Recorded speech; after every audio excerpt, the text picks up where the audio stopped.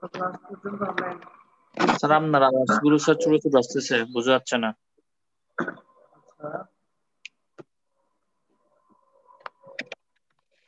আচ্ছা ঠিক আছে। হ্যাঁ স্যার, বলেন sir.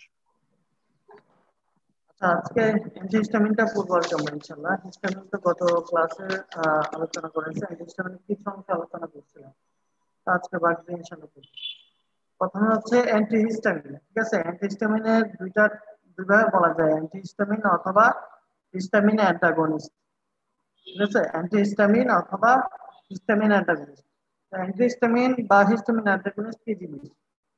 These are the drugs which competitively and reversibly block the histamine receptor. যে ড্রাগগুলো হচ্ছে হিস্টামিন রিসেপ্টর, আমরা জানি চারটা হিস্টামিন রিসেপ্টর আছে। এই চারটা হিস্টামিন রিসেপ্টর গুলোকে যারা কম্পিটিটিভলি ব্লক করে এবং রিভার্সিবলি ব্লক করে। কম্পিটিটিভলি ব্লক করে কিভাবে সেটা তোমরা জানো, আমাদের কোর্সে। রিভার্সিবলি মানে হচ্ছে ইফেক্টটা পার্মানেন্ট না, রিভার্সিবল না, রিভার্সিবল। এটা গেল। আবার ক্লাসিফিকেশনের কথা আসবে। H1 রিসেপ্টর ক্লাস যখন বলা হয় যে অ্যান্টিহিস্টামিনের ক্লাসিফিকেশন লেখার জন্য ম্যাক্সিমাম সময় বোঝানো হয় যে H1 receptor antagonist. When we are talking about that antihistamine, then it means actually H1 receptor antagonist. তো H1 রিসেপ্টরই বুঝায়। তারপরেও যদি প্রয়োজন হয় কোশ্চেনের প্যাটার্ন বুঝে, কোশ্চেনে কোনটা আসলে লিখতে বলতেছে কিংবা কোশ্চেন মার্কস কত সেটার উপর ডিপেন্ড করে তোমরা লিখবা। তো H1 রিসেপ্টর অ্যান্টাগনিস্ট আমরা যেগুলো বুঝি সেগুলো হচ্ছে দুই রকম। এটা হচ্ছে ফার্স্ট জেনারেশন আর এটা হচ্ছে সেকেন্ড জেনারেশন।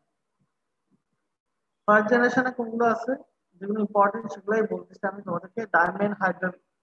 ডাইফেনহাইড্রামিন, ডাইমেনহাইড্রিনেট, তারপর হচ্ছে ম্যাক্রিজিন, সাইক্লিজিন, তারপর হচ্ছে ক্লোরফেনিরামিন, প্রোমিথাজিন, এগুলো।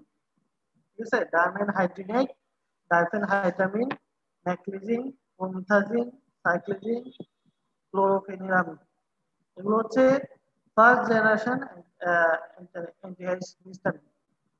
সেকেন্ড জেনারেশন অ্যান্টিহিস্টামিন কি কি? কিটোটিফেন, ফেক্সোফেনাডিন, লোরাটেডিন, ডিসলোরাটেডিন, তারপর হচ্ছে ইভাস্টেটিন, ঠিক আছে, রুপাটেডিন, এক্সেট্রা। এগুলো হচ্ছে সেকেন্ড জেনারেশন। H1 রিসেপ্টর অ্যান্টাগনিস্টের পরে আসে H2 রিসেপ্টর অ্যান্টাগনিস্ট। হ্যাঁ, H2 রিসেপ্টর অ্যান্টাগনিস্ট আমরা জানি H2 রিসেপ্টর থাকে গ্যাস্ট্রিক প্যারাটাল সেলে, স্টোমাকের গ্যাস্ট্রিক প্যারাটাল সেলে। তো তার মানে হচ্ছে এটা গ্যাস্ট্রিক অ্যাসিড সিক্রেশনের সাথে রিলেটেড কিছু।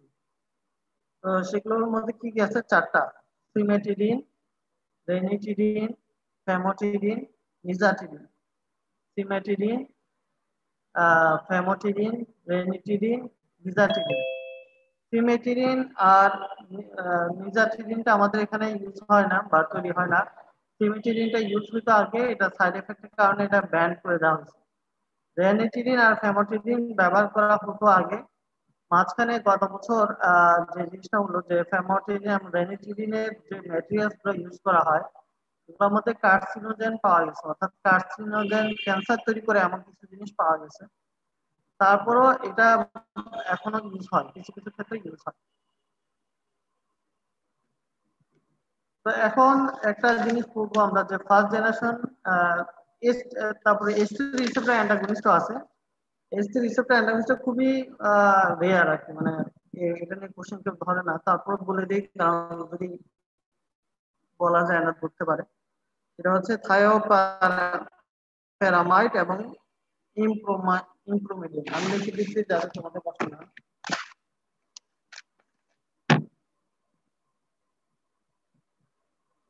তোমরা চ্যাট বক্সে চেক করো। এটা হচ্ছে থায়োপ্যারামাইড, ঠিক আছে।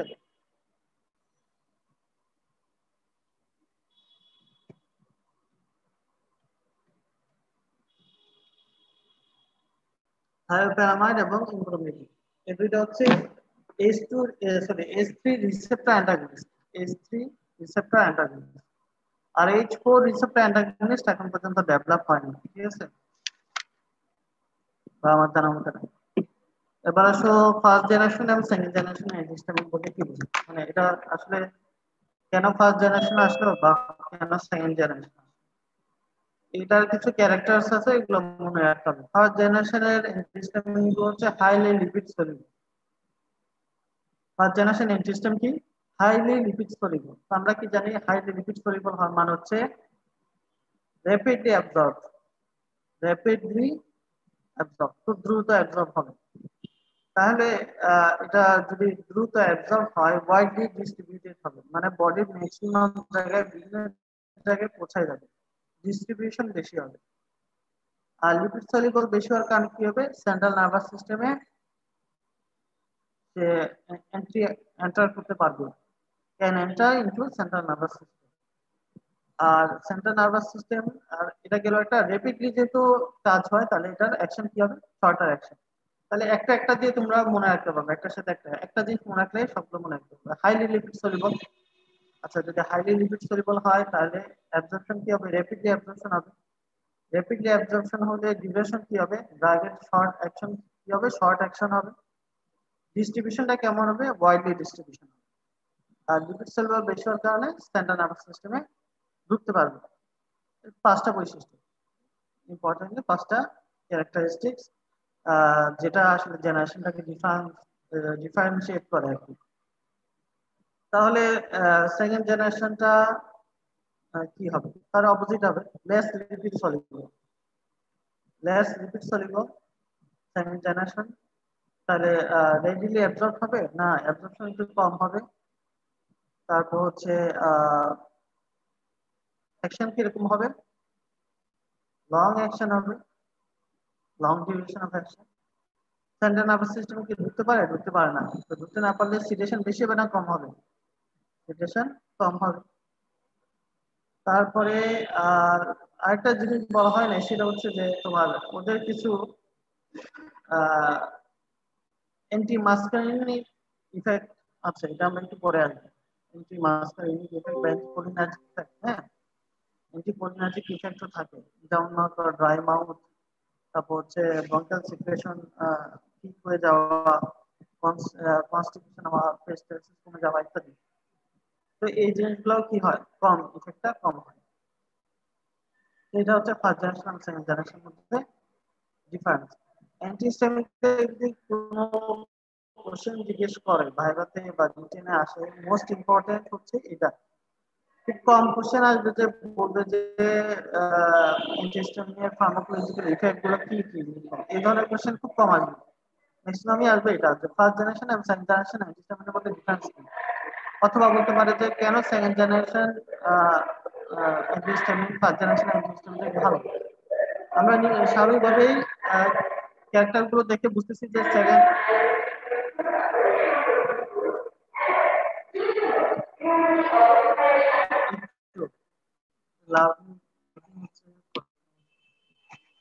আচ্ছা সেকেন্ড জেনারেশনের ক্যারেক্টার গুলো দেখে আমরা বুঝতে পারতেছি সেকেন্ড জেনারেশনের অ্যান্টিহিস্টামিন গুলো ফার্স্ট জেনারেশন অ্যান্টিহিস্টামিন থেকে ভালো। তো কোশ্চেন আসে ওয়াই সেকেন্ড জেনারেশন, কোশ্চেন যাই আসুক মেইনলি হচ্ছে আনসার একটাই, সেটা হচ্ছে differentiate between first generation and second generation. তো আবার বলি, যদি কেউ বলে যে কেন second generation is better than first generation antihistamine, একটা আমরা আসবে less lipid soluble. Lipid soluble হলে কি হবে, অ্যাবজর্পশন কম হবে। অ্যাবজর্পশন কম হলে সেন্ট্রাল নার্ভাস সিস্টেমে ঢুকতে পারবে না। ঢুকতে না পারলে যেহেতু less lipid soluble, central nervous সিস্টেমে ঢুকতে পারবে না। তারপর আর কি হবে, সেন্ট্রাল নার্ভাস সিস্টেমে ঢুকতে না পারলে সিডেশনটা কম হবে, সিডেশন কম হবে। আর যেহেতু অ্যাবজর্পশনটা স্লো হয়, তাহলে লং ডিউরেশন অফ অ্যাকশন কি হবে, লং হবে। আর সিস্টেমিক ইফেক্ট কম, লেস সিস্টেমিক ইফেক্ট। এগুলো ছিল যে difference, difference between first generation second generation. এখন ইন্ডিকেশন, আমরা অ্যান্টিহিস্টামিন কোথায় কোথায় দেই। অ্যান্টিহিস্টামিনের মেইন কজ হচ্ছে অ্যালার্জিক কজেস বা অ্যালার্জিক কন্ডিশন। অ্যালার্জিক কন্ডিশন কিরকম? অ্যালার্জিক রাইনাইটিস যেটা কমন কোল্ড বলে আমরা চিনি। অ্যালার্জিক রাইনাইটিস ইনসেক্ট বাইট, কোন কারণে যদি ইনসেক্ট বাইট হয় বা আর্টিকেরিক ইনসেক্ট বাইট। অ্যাটপিক ডার্মাটাইটিস, অ্যাটপিক ডার্মাটাইটিস হচ্ছে অ্যালার্জিক রিঅ্যাকশনের কারণে যদি স্কিনে কোনো ইনফেকশন হয় বা ডার্মাটাইটিস হয়, যেটা বলে আমরা allergic dermatitis. Dry hyper sensitivity, অনেকে দেখা যায় অ্যান্টিবায়োটিক খাওয়ার পর শরীরে র্যাশ চলে আসে, এটাকে কি বলে? Dry hypersensitivity. এই মোট কথা হচ্ছে সবগুলো হচ্ছে কি এক কথায় allergic reaction. Allergic reaction naturally ডিজিজের কারণে হতে পারে, অথবা কোনো ড্রাগের কারণে হতে পারে, ফুডের কারণে হতে পারে, ইনসেক্ট বাইটের কারণে হতে পারে। ঠিক আছে, এটা হচ্ছে মেইন। এবং এই কাজগুলো হচ্ছে মেইনলি কাদের? স্যার H1 রিসেপ্টর অ্যান্টাগনিস্ট যারা আছে তার। হ্যাঁ স্যার স্যার আমাদের ঈশান। তো সামনে সাপ্লি আছে না স্যার টার্মের। হ্যালো হুম, স্যার, ওখানে আমাদের বলো। আমাদের সময় যতটুকু হয়েছিল হ্যাঁ আমি ততটুকু তো শুনতেছি। হবে না স্যার? তোমাদেরকে ফার্স্ট টাইমে যতটুকু পড়ানো হয়েছে জাস্ট ওই অতটুকুই থাকবে। অটোনমিক্স তোমাদের তো সবই মোটামুটি টাচ করা হয়েছিল। শুধুমাত্র বোধহয় ওদিকে কি কি বাদ গেল, সেকেন্ড কার্ডের থেকে কিছু টপিক মনে হয় পড়ানো হয়নি। হ্যাঁ স্যার।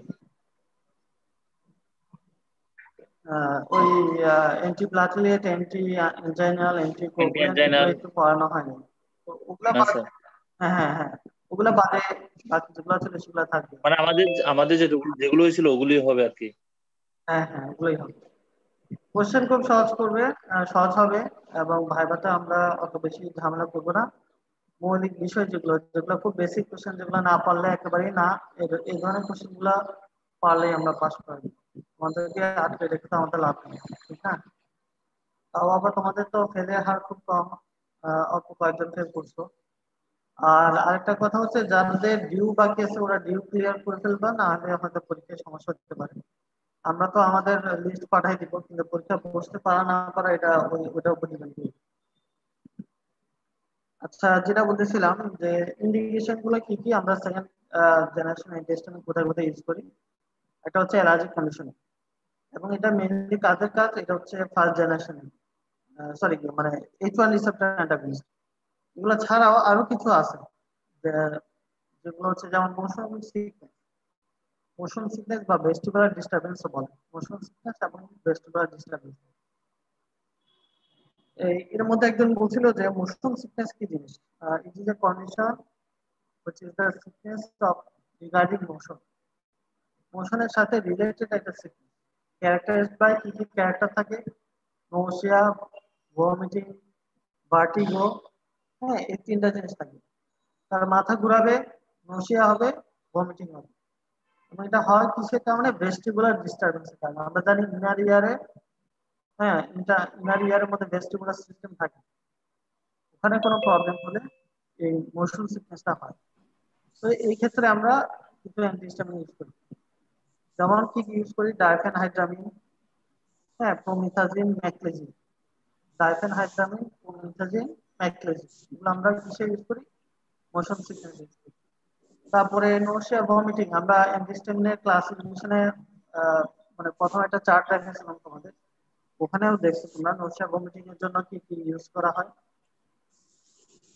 যেমন প্রোমিথাজিন, হ্যাঁ ম্যাকলেজিন, এগুলো সব H1 রিসেপ্টর অ্যান্টাগনিস্ট, কিন্তু এগুলা অ্যান্টিমিটিক ড্রাগ হিসেবে কাজ করে। তারপর পার্কিনসনিজমের জন্য কিছু কাজ করে, মানে কিছু অ্যান্টিহিস্টামিন আছে যাদের অ্যান্টিকোলিনার্জিক ইফেক্ট আছে। অ্যান্টিকোলিনার্জিক ইফেক্ট আছে, হ্যাঁ। পার্কিনসনিজম হচ্ছে এমন একটা ডিজিজ যেটাতে মুভমেন্ট, এটাকে বলা হয় মুভমেন্ট ডিসঅর্ডার। হ্যাঁ, পার্কিনসনিজম হচ্ছে মুভমেন্ট ডিসঅর্ডার। এটাতে যে জিনিসটা হয়, একটা পেশেন্টের মুভমেন্টের স্পিডটা কমে যায়, স্লোলি হাঁটে, অনেক হাঁটে, স্লোলি হাঁটে, এটাকে বলা হয় স্লোলি হাঁটবে, অনেক স্লোলি হাঁটবে। তারপর হচ্ছে তোমার ফেসিয়াল এক্সপ্রেশন চেঞ্জ হয়ে যায়, এটসেট্রা, এরকম। তো ওইটাতে অ্যান্টিকোলিনার্জিক ইফেক্টের কারণে ডিস্টেন্সে ইউজ করে। এগুলো মোটামুটি indication, important indication. Adverse effect কি? অ্যাডভার্স ইফেক্ট হচ্ছে আমরা এর আগে যেগুলো করছি হিস্টামিনে ফাংশনের যেগুলো হয় তার অপোজিট গুলো। এক নাম্বার হিস্টামিন, তোমরা চিন্তা করো যে তোমাদের সর্দির সময় তোমরা নিশ্চয়ই কোনো না কোনো হিস্টামিন খেয়েছো, ওগুলো খাওয়ার পরে কি সমস্যা যেগুলো হয় সেগুলো। এক নাম্বার হিস্টামিন খাওয়ার পর যে প্রবলেমটা হয় সেটা হচ্ছে সিডেশন, প্রচুর ঘুম আসে। সেকেন্ড হয় কি ডিজিনেস, অনেক সময় মাথা ঘোরায়। পোস্টিউরাল হাইপোটেনশন হয়।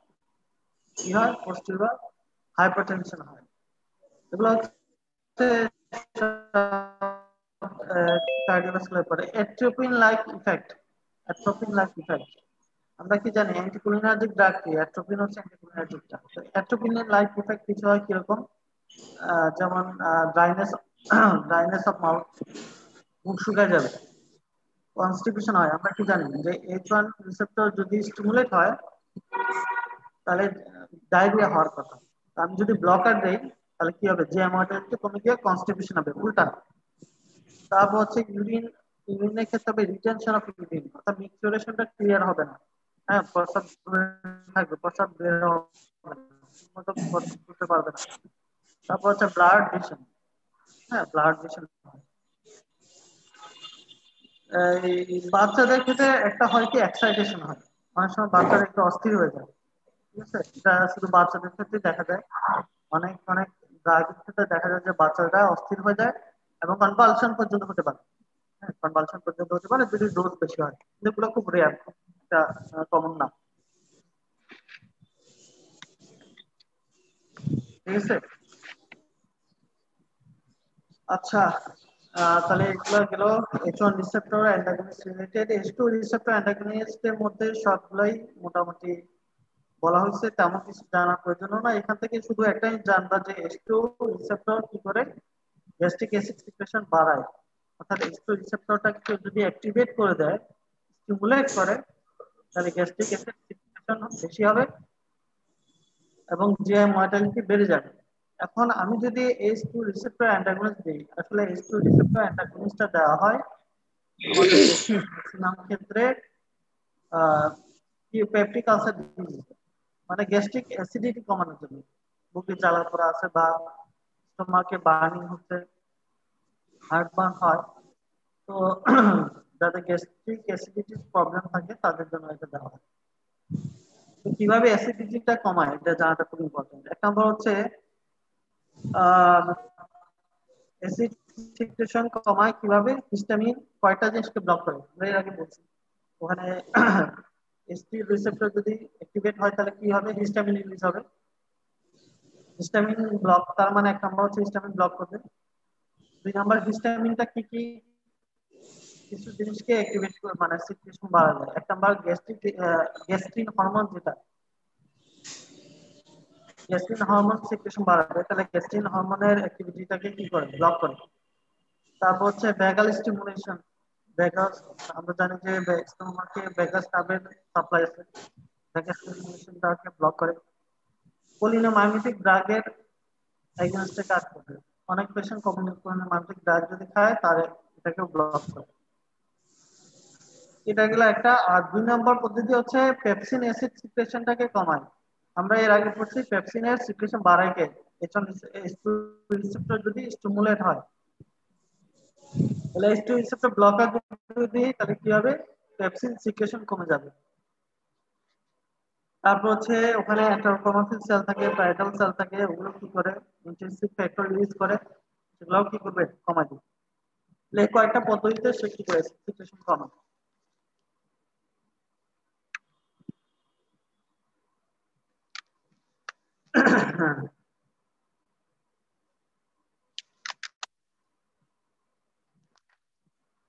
আচ্ছা, একটা টপিক পড়াবো আজকে, সেটা হচ্ছে সেরোটোনিন। এটাই ইনশাল্লাহ লাস্ট টপিক হবে, এরপর আর বেশি তেমন কিছু পড়াবো না। এতটুকুর মধ্যে কারো কোনো সমস্যা আছে কিনা বুঝতে? না স্যার।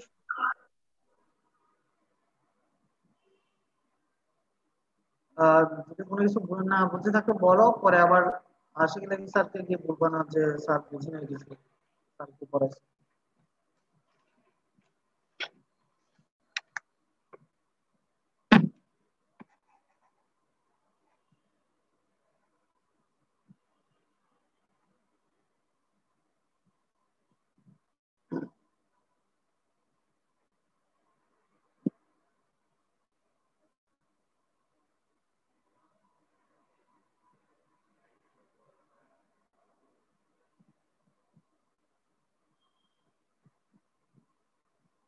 আচ্ছা এবার আসো সেরোটোনিন। সেরোটোনিন কি এটা একটা অ্যাকচুয়ালি একটা নিউরোট্রান্সমিটার, ঠিক আছে? সেরোটোনিন হচ্ছে একটা নিউরোট্রান্সমিটার। এটা একটা নাম হচ্ছে 5-HT। 5-HT এভাবে লেখা থাকে, যার অর্থ হচ্ছে 5 হাইড্রক্সি ট্রিপটামিন। এটা 5 হাইড্রক্সি ট্রিপটামিন। আমরা এটা সিনথেসিস একটু বলতে যাচ্ছিলাম।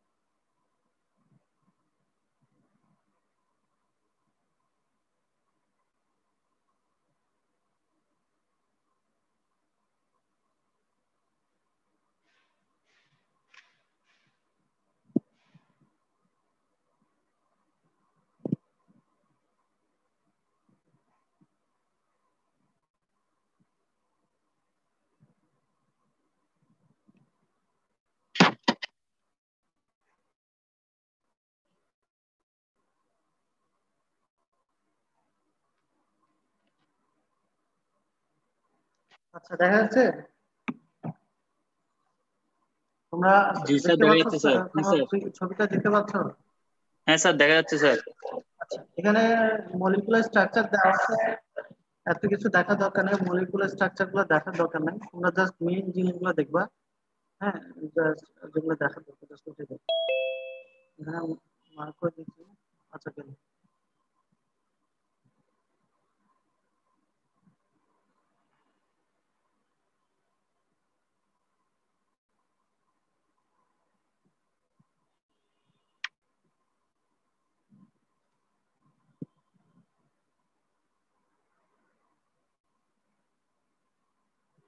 আচ্ছা, তো হাইড্রোক্সি ট্রিপ্টামিন এটা হচ্ছে একটা অ্যামিনো অ্যাসিড আছে ট্রিপ্টোফ্যান নামে। আমরা পড়ছি ট্রিপ্টোফ্যান নামে অ্যামিনো অ্যাসিড আছে, সেই ট্রিপ্টোফ্যান অ্যামিনো অ্যাসিড থেকে 5 হাইড্রোক্সি ট্রিপ্টামিন তৈরি হয়। এটা ডিস্ট্রিবিউশন কোথায় পাওয়া যায়? 90% পাওয়া যায় হচ্ছে জিআইটি তে। 90% পাওয়া যায় হচ্ছে জিআইটি তে, এন্টারোক্রোমাফিল সেল। এন্টারোক্রোমাফিল সেলে 90% পাওয়া যায়। 10% পাওয়া যায় ব্লাডের মধ্যে প্লাটিলেটেড আর সেন্ট্রাল নার্ভাস সিস্টেম। 10% পাওয়া যায় প্লাটিলেট এবং সেন্ট্রাল নার্ভাস সিস্টেম। এবার এটা সিনথেসিস কিভাবে হয় সেটা আমরা একটু দেখবো। শুধু এই স্ট্রাকচার গুলো দেখবো। একটা হচ্ছে ট্রিপ্টোফ্যান। ট্রিপ্টোফ্যান দরকার নাই, এগুলো ওই মানে কিছু কেমিস্ট্রির কিছু ইয়ার কারণে লেখা হয়েছে, এত কিছু দরকার নাই, জাস্ট ট্রিপ্টোফ্যান। ট্রিপ্টোফ্যানটা কি হবে? 5 হাইড্রক্সি ট্রিপ্টোফ্যান হবে। ট্রিপ্টোফ্যানটা হবে 5 হাইড্রক্সি ট্রিপ্টোফ্যান। সেখান থেকে সেটা হবে সেরোটোনিন। এই সেরোটোনিনটাই হচ্ছে আমাদের কি কাঙ্ক্ষিত বস্তু বা যেটা আমরা ইউজ করি। সেরোটোনিনটা এবার ব্লাডে থেকে রিলিজ হয়ে বা বডিতে যাবে, গিয়ে যেখানে কাজ করা করবে, করার পর একটা এনজাইম আছে, সেই এনজাইমটাকে বলে মাউ, মোনোঅ্যামাইন অক্সিডেজ এনজাইম। মোনোঅ্যামাইন অক্সিডেজ এনজাইম, এই এনজাইমটা এটাকে মেটাবলাইজ করে কি করবে আবার 5 হাইড্রোক্সি ইন্ডোল অ্যাসিটিক অ্যাসিডে কনভার্ট করবে। তাহলে ট্রিপ্টোফ্যান থেকে ট্রিপ্টোফ্যান হাইড্রোক্সিলেজ জাস্ট এই এনজাইমটা লিখবা, বাকিগুলো দরকার নেই। এটা বা ট্রিপ্টোফ্যান থেকে ট্রিপ্টোফ্যান হাইড্রোক্সিলেজ, সেটার মাধ্যমে হবে 5 হাইড্রোক্সি ট্রিপ্টোফ্যান, আর লেখার দরকার নেই। এটার এনজাইম কি? এটা এনজাইম হচ্ছে অ্যারোমেটিক অ্যাল অ্যামিনো অ্যাসিড ডিকার্বক্সিলেজ।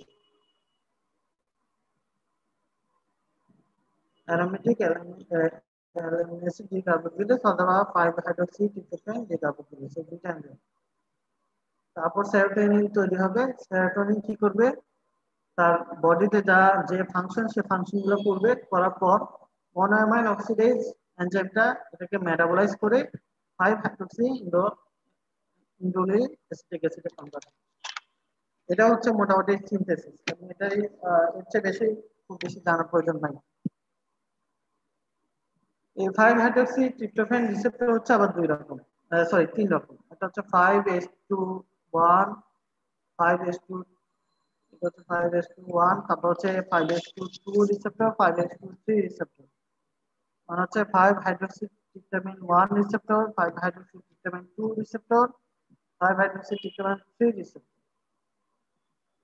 এরকম তিনটা রিসেপ্টর আমরা বডিতে পাই। তিনটা রিসেপ্টরের মধ্যে আমরা জানি 90% জিআইটি তে থাকে। 5 হাইড্রোক্সি 5st1 যেটা, সেটা থাকবে সিএনএস, স্টোমাকে, ফরওয়ার্ড প্লেক্সাস, তারপর হচ্ছে অ্যাড্রেনালিন। আপনার এগুলো একটু লিখে দিয়ে সেটা বেঁচে যাবে।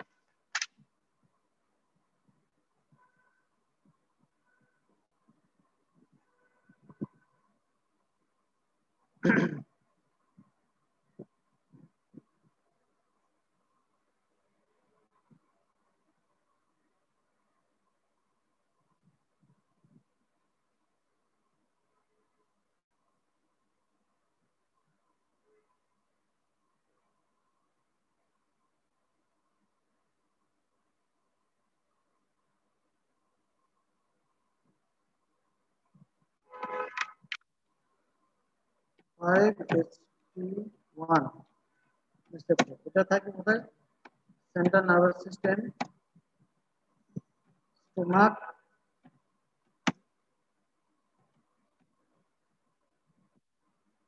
ফরওয়ার্ড প্লেক্সাস,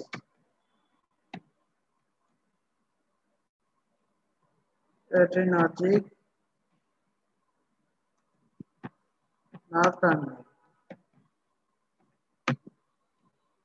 এরপর আসবে 5st2 রিসেপ্টর। এটা কোথায় থাকে?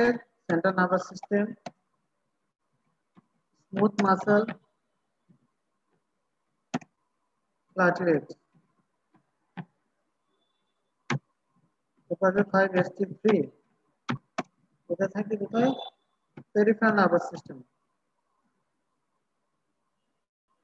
পেরিফেরাল নার্ভাস সিস্টেম বলতে কি বোঝায়? Sensory neuron, autonomic neuron,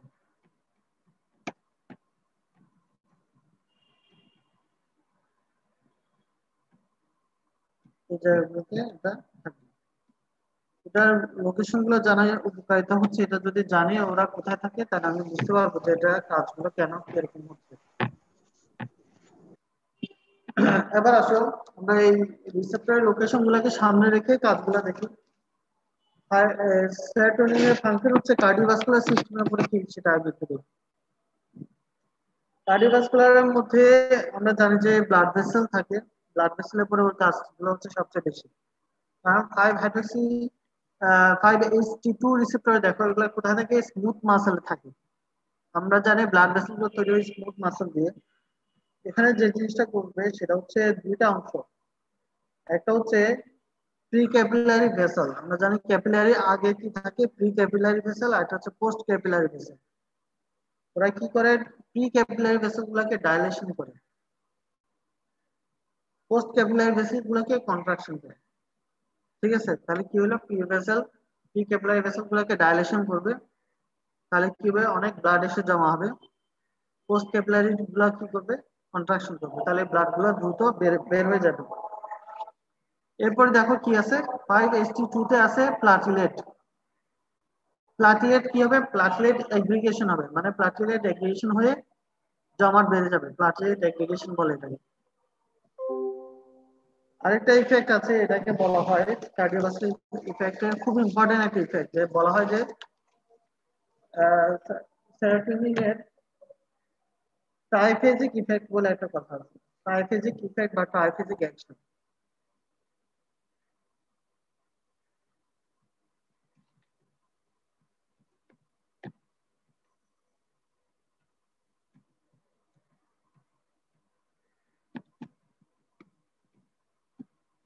ট্রাইফেজিক action on blood pressure. ঠিক আছে, আমি পুরোটা লিখলাম না, ব্লাড প্রেশার।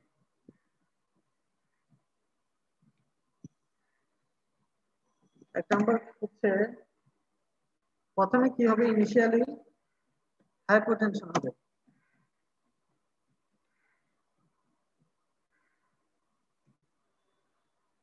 তারপর হচ্ছে দিস হাইপারটেনশন। এরপর কি হবে, প্রলং হাইপোটেনশন। তাহলে কি হবে, প্রথমবার কি হলো, প্রথমে ব্লাড প্রেশারটা অল্প সময়ের জন্য কমে গেল। দ্বিতীয়বার কি হলো, হাইপারটেনশন হয়ে গেল। মানে প্রথম যখন ব্লাড প্রেশারটা কমে গেল, ওটাকে কি বলে কাভার দিতে, হ্যাঁ, ভ্যাসোকনস্ট্রিকশনের মাধ্যমে হাইপারটেনশন হবে, ব্লাড প্রেশার বেড়ে যাবে। কিন্তু পরবর্তীতে আবার এটা ইফেক্টটা অনেক অল্প সময়ের জন্য থাকে, পরে আবার প্রলং হাইপোটেনশন হবে। প্রলং হাইপোটেনশন কেন হয়, আমরা জানি যে এখানে স্মুথ মাসল আছে, স্মুথ মাসল গুলোর ভেসো ডাইলেশন হবে, স্কেলেটাল মাসল, সরি ভুল বললাম, স্কেলেটাল মাসলের ভেসো ডাইলেশন। তাহলে এটা কি কারণ হচ্ছে, এটা হচ্ছে due to reflex action of chemoreceptor.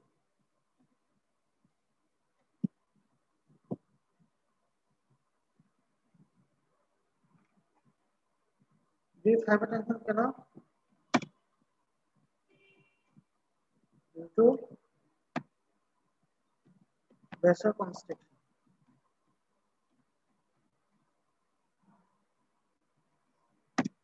এটা কি কারণে, due to vasodilation of skeletal muscle. Skeletal muscle vasodilation এর কারণে কি হবে, প্রলং হাইপোটেনশন। তো এটা হচ্ছে ট্রাইফেজিক অ্যাকশন অন ব্লাড প্রেশার। আচ্ছা, আমরা একটু পার্সেন্টেজ গুলো নিয়ে ফেলি, এরপরে সময়টা আপনি দেখা করে দিন। Roll 2, roll 2, Present, sir. Roll Sir, 3, present. Okay, roll 3, Present, sir. 4, Present, sir. 5, Present, sir. 6, Present, sir. 7, Present, sir. 8, Present, sir. 10, Present, sir. 11, Yes, sir. 12, 12, role 12, Sumaiya বিনতে Wahid. Absent, sir. Absent. 13, Present, sir. 14, 14, absent, 16, Present, sir. 17, Khalidur Rahman Hafiz, 17, absent. তারপর হচ্ছে 18, Sadia Akhtar. Present, sir. Present, sir. 19, Present, sir. 20, Asfarul Bari. Roll 20, Asfarul Bari. 21, Yes, sir. 22, Maliha Tarannum. Sir 22. Present আছে sir, ওর কথা শোনা যাচ্ছে না sir. Yes, sir. Okay. 23. Sabrina Alam, 23.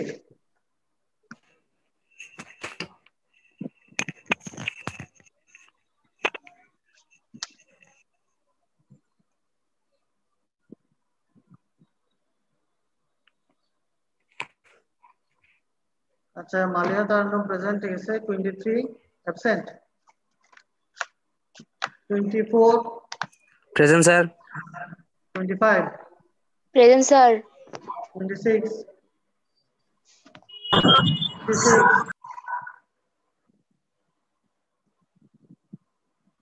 absent. Rokia Akhtar, absent. Sir 27, present তো ছিল, sir present ছিল স্যার, ও তো বাড়িতে তো নেট ডিস্টার্ব করতেছে বলতেছে। 27, সাজিদুল স্যার এখন তো ইসলাম অনলাইন চৌধুরী। Present, দেখাচ্ছে sir. স্যার। হ্যাঁ, স্যার প্রেজেন্ট দিছে Present, স্যার। sir. আচ্ছা, ওকে। Present. 28, Yes, sir. 29, Present, sir. 30, Present, sir. 31, Present, sir. 32,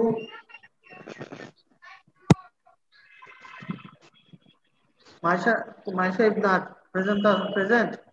sir absent sir, ও স্যার হসপিটালে গেছে sir. 34, Present, sir. 36, Present, sir. 14 batch roll 9, 14 batch roll 9, Saifur Rahman Mamun. Umayya Samjida, 14 batch, roll 16. Umayya Samjida.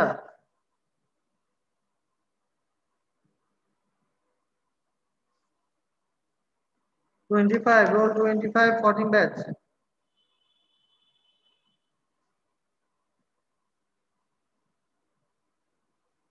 (41), 14 batch.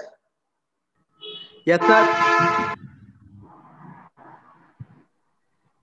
Sir, 41.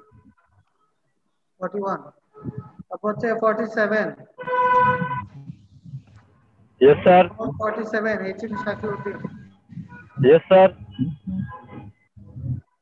61, 14 batch. 61, 14 batch. Saklain Arab Chaudhary, absent. Jannatul Mawad, 13 batch. Present, sir. Okay. Rokia Akhtar, Sabrina Alam, roll 23. Sabrina Alam.